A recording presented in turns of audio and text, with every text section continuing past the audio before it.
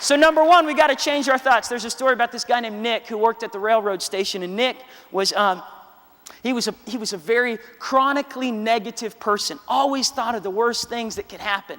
And so as he was working at this railroad station, one day all the workers got let off an hour early. Now Nick happened to be working in this one cart. He was loading stuff in it, and it was a refrigerated cart. And he accidentally locked himself in. And so all of the workers had left, and he starts screaming and banging at the door, "Let me out of here, let me out of here!" And all the workers had left. No one could hear him. His fists are getting bloody. He's losing his voice. His throat is starting to go sore. The night starts to set in. He's locked himself in a refrigerated train cart at the railroad station. Nobody's coming for the rest of the night. He starts to think, this must be it. This must be at least below freezing in here. I'm just going to die here. This must be my last hours on earth. And so he found a pen in his pocket and a cardboard. This is a true story. A piece of cardboard in the refrigerated cart, and he began to write down his last words.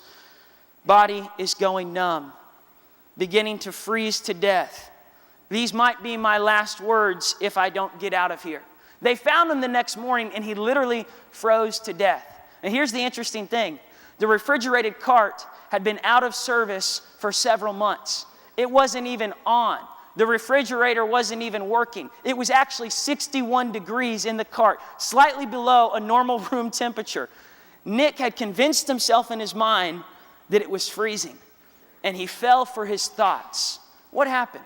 He allowed his mind to go somewhere that literally was outside of the reality of what was happening. Sometimes we allow the reality of the situation to look bigger than it really is.